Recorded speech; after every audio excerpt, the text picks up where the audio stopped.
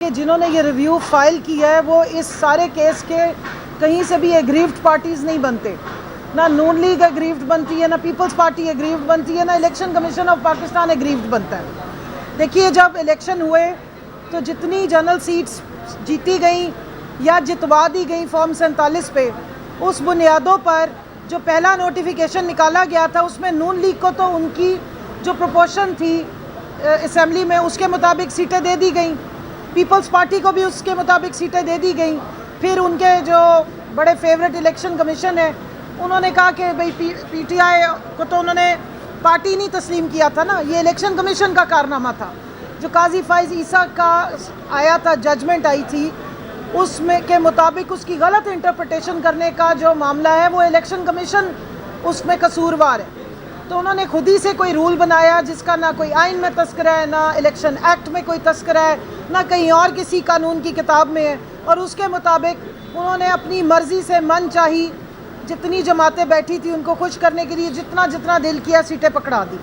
उसका कोई फार्मूला मौजूद नहीं है। सीटें थी वो पीटीआई की जिन्होंने अलाइंस किया था एसआईसी के साथ, क्योंकि ये इलेक्शन कमीशन का ही दिया हुआ मंत्रा था कि क्योंकि पार्लियामेंट की जमात अब पीटीआई नहीं रही है या उन्होंने अपने सिंबल पे इलेक्शन नहीं लड़ा है तो लिहाजा वो पार्लियामेंट में मौजूद नहीं है, इसलिए इन्हें अब किसी और जमात को जाकर ज्वाइन करना पड़ेगा। ये सारे मामला आज फैसल सिद्दीकी साहब ने कोर्ट के सामने रखे हैं और अभी हेयरिंग जो है वो चल रही है। तो यहाँ पर जो आम आवाम को बताने वाला पॉइंट है वो ये है कि पहली दफ़ा में जब पीपल्स पार्टी, नून लीग या पीडीएम की दीगर जमातों को सीटें दी गई थी तो वो किसी आइन और कानून के तहत नहीं दी गई थी। और लास्ट टाइम 2024 में जब ये फैसला आया था तो उससे पहले जस्टिस आयशा मलिक साहिबा ने ईसीपी से सवाल पूछा था कि किस कानून के तहत आपने ये सीटें उठाकर इन सारी जमातों को दे दी जो ऑलरेडी अपनी सीटें, जो उनका कोटा बनता था अपनी जीती हुई सीटों के मुताबिक या जिताई गई सीटों के मुताबिक, वो ले चुकी हैं। इसका जवाब इलेक्शन कमीशन के पास नहीं था।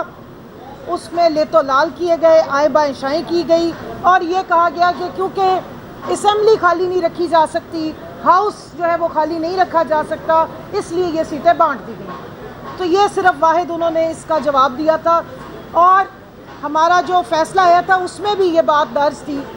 बल्कि जो इलेक्शन कमीशन के एक रुकन थे, मेंबर थे, उन्होंने भी ये कहा था कि ये सीटें किसी और पार्टी को नहीं दी जा सकती जब तक कि आइन में तरमीम ना हो सके। सो यहाँ पर वो अन्नी पई वड्डी है वाला काम हो रहा था। इस हिसाब से अगर आप देखें तो जो रिव्यू डाला गया है वो जिन जमातों ने डाला है वो तो बेसिकली एग्रीव्ड है ही नहीं।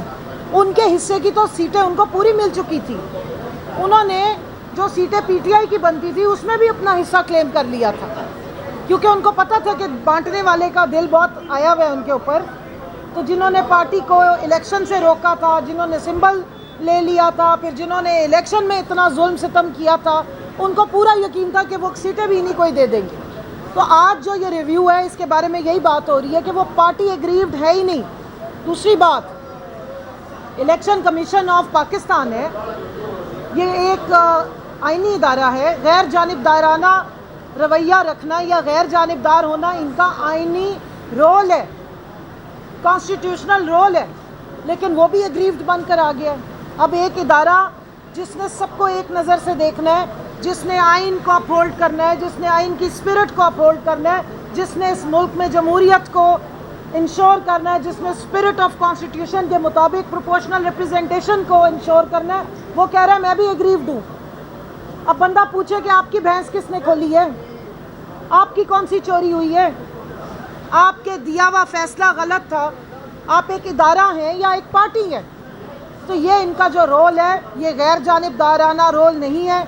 इससे अंदाज़ा हो रहा है कि इलेक्शन कमीशन जो है वो एक सियासी पार्टी के तौर पे बिहेव कर रहा है।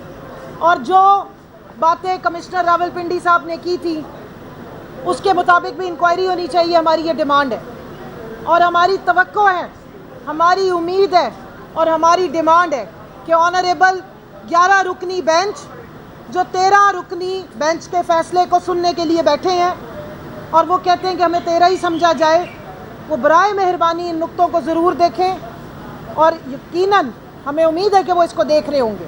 ताकि अवाम की जो उमंगें हैं इंसाफ के लिए उनका कत्ल ना हो।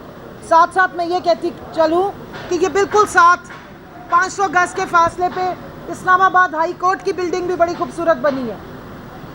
बड़े बड़े ऐवान बनाए गए हैं, बड़े बड़े पिलर्स बनाए गए हैं, बड़ी बड़ी लिफ्टें लगाई गई हैं, बहुत खूबसूरत अवाम के टैक्स के पैसों से एक बिल्डिंग बनाई गई है। लेकिन अवाम बाहर खड़ी होती है इंसाफ मांगने के लिए तो उनको अंदर नहीं जाने दिया जाता। बराए मेहरबानी, बिल्डिंग्स तो आप माशाल्लाह बहुत अच्छे आर्किटेक्ट्स को ला के बेहतरीन बिल्डिंग्स बनाते हैं। वो मुगलिया दौर की याद आ जाती है जब हम इन ऐवानों के पास जाते हैं। पीछे वज़ीर आज़म हाउस भी है, इतनी खूबसूरत बिल्डिंग है कि देख देख के दिल खुश होता है। लेकिन इनके अंदर जो इंसाफ देने वाला मामला है उस पर बहुत दिल कटता है। इमरान खान साहब की अलकादर केस की पटिशन लगानी थी, पिछले हफ्ते भी कॉज लिस्ट से उनका नाम ड्रॉप किया गया। बुशरा बीबी और इमरान खान साहब को अंदर ज़बरदस्ती बंद किया गया। और क्योंकि ये जाली पॉलिटिकल विक्टिमाइजेशन की बुनियाद पे बनाए गए केसेस हैं जिनका हक़ाइक़ से कोई लेना देना नहीं है, सिर्फ इंतकाम की आग ठंडे करने के लिए इस तरह के केसेस बनाए जा रहे हैं। शदीद तरीन गर्मी में बुशरा बीबी को जुल्म और सितम करके अंदर रखा गया। उनके कमरे की बिजली बंद कर दी गई पूरी रात पूरा दिन। शदीद गर्मी और हब्स की वजह से वो बेहोश हो गई, लेकिन उनको डॉक्टर की एक्सेस नहीं दी जा रही। इस मुल्क में बदतरीन सितम फस्तायत की जा रही है। बुशरा बीबी एक गैर सियासी खातून है। उन्होंने ना कोई कौमी असम्बली का इलेक्शन लड़ा है, ना किसी सूबाई असम्बली का इलेक्शन लड़ा है, ना वो किसी ऐवान की मेंबर रही है, ना उन्होंने कोई सियासत की है। उनको सिर्फ इस बात की तकलीफ़ पहुंचाई जा रही है, इस बात पे उनको टारगेट किया जा रहा है कि वो इमरान खान साहब की अहलिया हैं और बुशरा बीबी को तोड़ के इमरान खान को तोड़ने की कोशिश की जा रही है। तो ये जुल्म बंद करें, खुदारा इंसाफ दें। इतनी बड़ी बड़ी बिल्डिंग्स बनाते हैं आवाम के टैक्स के पैसों से। आप तमाम सबकी जजेस की, हमारे ऑनरेबल जजेस हैं, इनकी तनख्वाहें इसी गरीब आवाम के पैसों से जाती है। लेकिन जब ये आवाम आती है और इनको इंसाफ नहीं मिलता तो फिर बड़ी तकलीफ़ होती है। सो लिहाजा इमरान खान इस मुल्क का एक बहुत बड़ा लीडर है, सबसे बड़ी पार्टी का वो चेयरमैन है, हकीकी वज़ीर आज़म है। उसके लिए लाखों करोड़ों लोगों ने वोट किए। आप अगर उसके लिए इंसाफ का दरवाज़ा बंद करते हैं तो पूरी पाकिस्तानी कौम के लिए आप दरवाज़ा बंद करते। लोग आपकी तरफ देख रहे हैं। खुदारा इन बड़े बड़े तालों पे 26वीं आईनी तरमीम लिख के ना लगा दें इन कोर्ट्स को वो काम करवाएं, यहाँ पे अपना वो रोल प्ले करें जिसके लिए ये आवाम आपके तनख्वाहों के पैसे भरती है। और जब तक मुल्क में इंसाफ नहीं होता, रूल ऑफ लॉ नहीं होती, आइन अपहोल्ड नहीं होता, तो जमहूरियत नाम की चिड़िया वैसे ही नहीं होती, वो वैसे ही उड़ा दी गई है यहाँ से। हम भी इसलिए यहाँ खड़े हैं कि ये ना हो कि दिन दिहाड़े डाके डालने का जो रिवाज है वो बाहर पहले हो रहा था इलेक्शन के अंदर, तो वो फिर असम्बलियों तक पहुँचा और अब असम्बलियों से आहिस्ता आहिस्ता जो है वो अदालतों तक पहुँचना शुरू हो गया। तो प्लीज़ आइन की स्पिरिट को जो है वो इम्प्लीमेंट करें और अदालतों को आज़ाद करें। थैंक यू जी, बहुत शुक्रिया। देखें, कल जस्टिस यहिया आफरीदी साहब ने कल एक कहा कि हम मॉडर्न टेक्नोलॉजी का इस्तेमाल करेंगे ताकि इंसाफ की फराहमी को यकीनी बनाया जाए और तेज़ी से इंसाफ दिया जाए। मगर सवाल ये है कि जो लोग गुलाम हैं उनकी ग़ुलामी ख़त्म करने के लिए क्या टेक्नोलॉजी एडॉप्ट की जाएगी। जब तक ये हुकूमत लोगों को ग़ुलाम बना के रखेगी, ये हुकूमत इदारों को अपने मातहत बना के रखेगी, तो इंसाफ की उम्मीद ख़त्म होती हुई नज़र आती है।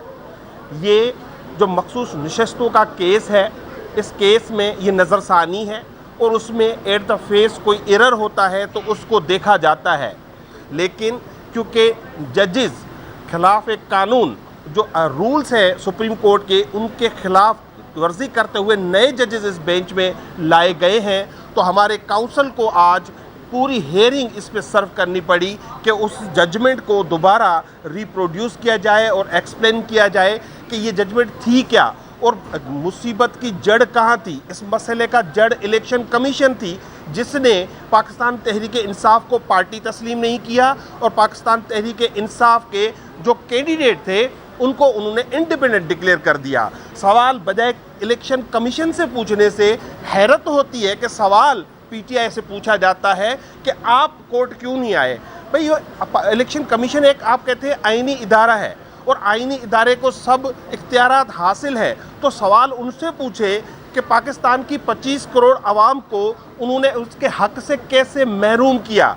ये मैंडेट जो है, जो मंसूर अली शाह, मैं तो मंसूर अली शाह को खराज तहसीन पेश करता हूँ कि उनका जिक्र कानून की डिक्शनरी में अब इतना होने लगा है। आपके वीलागर्स हो, आपके टीवी चैनल्स हो, आपकी अदलिया हो, सवाए मंसूर अली शाह के अगर रोज़ाना हेयरिंग में 10 दफ़ा नाम ना लें तो वो हेयरिंग कंप्लीट नहीं होती। उन्होंने वाज़े कर दिया है कि ये रिज़र्व सीटें अवाम की होती हैं, जो अवाम का मैंडेट है वो असेंबली में रिफ्लेक्ट हो तो वो सीटें उनकी होती हैं। ये टेक्निकलिटीज़ के पीछे छुपकर किसी के हुक्मनामे पर, किसी की मंशा पर पाकिस्तान तहरीक इंसाफ, इमरान खान और पाकिस्तान की आवाम का हक नहीं छीना जा सकता। आज ये भी कोर्ट को बताया गया कि पाकिस्तान तहरीक इंसाफ को 8 नहीं 11 जजेस ने, इंक्लूडिंग काजी फाइज ईसा, मंदोखेल साहब और जस्टिस यहिया आफरीदी ने पाकिस्तान तहरीक इंसाफ को एक्नॉलेज भी किया और as a political party declare भी किया और ये भी कहा कि रिजर्व सीट्स पाकिस्तान तहरीक इंसाफ का हक है। अगर 11 जजेस ये डिक्लेयर कर चुके हैं तो उस फैसले को 11 जजेस बैठ के जो जूनियर हैं उनके, वो उनको ओवरटर्न नहीं कर सकते। आज बुनियादी तौर पर ये बात हुई है और मेंटेनेबिलिटी भी बात हुई है कि जो पार्टीज़ यहाँ पर आई हैं वो पार्टीज़ नहीं है। आप पाकिस्तान तहरीक इंसाफ तो कहते पूछते हैं कि आप क्यों नहीं गए इलेक्शन कमीशन या हाई कोर्ट या सुप्रीम कोर्ट के सामने। यही सवाल तो नवाज़ लीग और पीपल्स पार्टी के कैंडिडेट से भी बनता है, जिनके मखदूम अली खान साहब जो लॉयर हैं, तो ये सवाल तो उनसे भी बनता है। लिहाजा ये पिटीशन मेंटेनेबल नहीं है। आईनी बेंच से इस्तदा है कि बराए मेहरबानी इस पिटीशन को डिसमिस किया जाए।